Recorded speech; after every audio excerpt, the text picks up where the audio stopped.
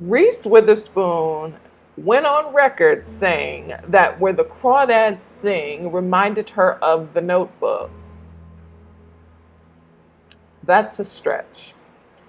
In 2018, Fox 2000 acquired the rights to Where the Crawdads Sing and tapped Reese Witherspoon's Hello Sunshine production company to adapt it into a feature film. In 2020, Reese cast Daisy Edgar Jones to play Kaya, the lead role. But did Daisy deliver?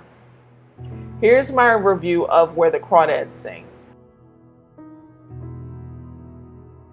Now let me recognize the elephant in the room, so to speak.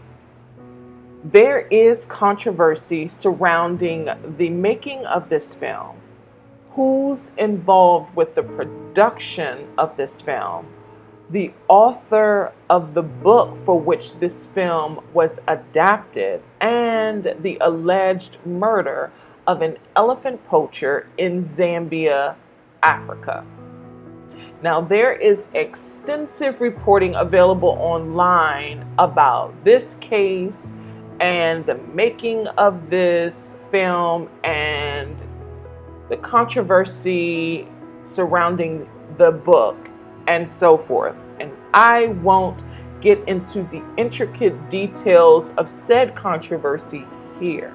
However, I will say that the Owens were never named as suspects or persons of interest, but are wanted for questioning in that case in Zambia, Africa. I have not read the book. I only mention all of that because this story seems to be about abandonment, justifiable homicide, and the petition for redemption. And it resonated with the audience, the moviegoers I watched this film with. There was a thunderous applause in the theater, and I went at the end, and I went to a 3 o'clock matinee with a relatively packed audience. It resonated with them so much that they applauded as the credits rolled. It didn't resonate with me in that way. Here's the thing. The story is riveting, but I was distracted by the enormous plot holes, the tropes, and some of the performances. The basic story is Daisy Edgar Jones plays Kaya, a poor, indigent, unschooled girl raised in an abusive environment and abandoned by her entire family. She's forced to survive all alone in a shack surrounding the wetlands of North Carolina, a quiet town in North Carolina in the 60s. She survives off grits and septic water. Now, Michael Hyatt plays Maybelle, wife of Sterling Mason Jr.'s character, Jumpin'. Tropes, but they played tropes, but the performance that they delivered, I believe, was powerful and touching and very emotional. Now, they run a town market and help feed and protect Kaya best they can. Looking after her, especially when her family abandons her. Their storylines, again, are very emotional, but they are tropes. And there's a huge payoff in the third act from their characters. It was very, very touching. Now, Kaya's only friend for most of her childhood is Tate, played by Taylor John Smith. He teaches her how to read and write and encourages her to sell her beautiful drawings for money. Kaya is very, very talented. She's a talented artist. An extremely gifted artist. All she needs is direction and access to a publisher. Eventually, Tate goes off to college and doesn't return for the next 5 years. So just like her family, Tate abandons her too. In the meantime, she meets a wealthy local named Chase, played by Harris Dickerson, who fetishizes her for being indigent and on the wrong side of the tracks. So for him, she's a fetish. He hides her from the rest of the world, especially his elite parents, who forbid him from seeing Kaya. And Kaya believes for a while that he really does love her, and maybe he believes it too.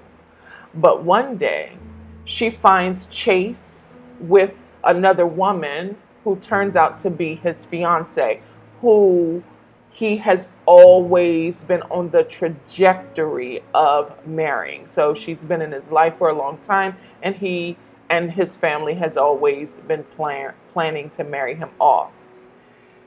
Kaya's heartbroken, and Chase wants to keep their secret. He wants to keep their relationship going, even though he's broken Kaya's heart. So she has to hide from him for a while. She doesn't want to see him anymore, and he keeps showing up to her house and eventually becomes obsessive and violent. But eventually, Chase catches up to Kaya and violates her. Now, cops find Chase dead. At first, it seems like a suicide, but as the investigation unfolds, Kaya is implicated for his murder. That is the first 10 minutes of this film.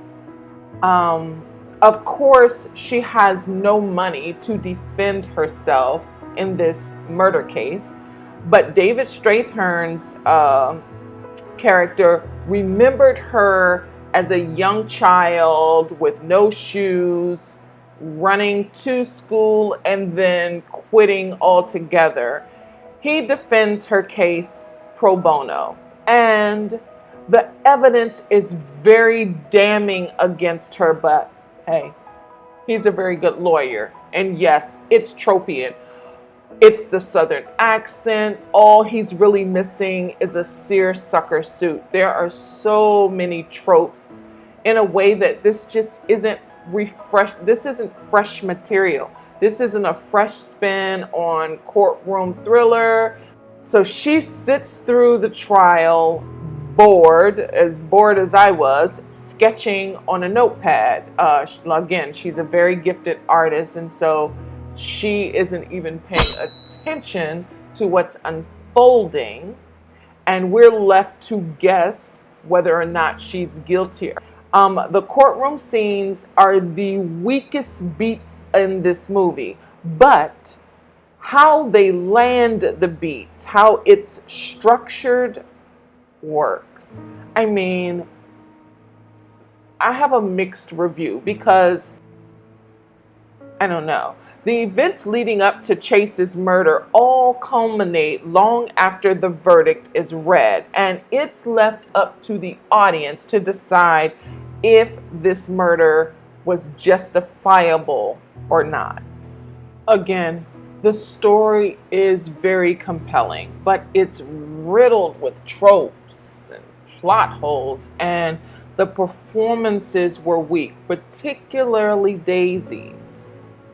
Daisy Edgar Jones had one facial expression the entire movie, sort of a deer in headlights, reactionary glare. And she never convinced me that she was surviving this abandonment. She never convinced me that she was living in the 60s. The costumes didn't transfix me into this world. She didn't strip down completely and bare her soul in this role, which I think this character calls for. She didn't inhabit a poor orphan girl living in the 60s. She just didn't. She should not have worn makeup, and she definitely should not have had her hair tinted. I mean, were bleached streaks even a thing in the 60s? She never convinced me that she was portraying this character. I never felt. All I saw was Daisy Edgar Jones. That was a distraction for me. It took me out of enjoying the movie. It was her performance. I think it was, unfortunately, it was weak. On a grading scale where the Crawdads Sing, and let me tell you, this film is nothing like The Notebook. I hold The Notebook in high regard. The story, the storylines, the characters, all of the performances are fantastic. And I just didn't feel this in this film. I didn't feel that in this film. On a grading scale where the Crawdads gets a C for me. Thank you so much if you stuck around this long. I know it's a long video. I certainly appreciate you. Please consider liking, commenting, sharing, and subscribing. And until next time, peace.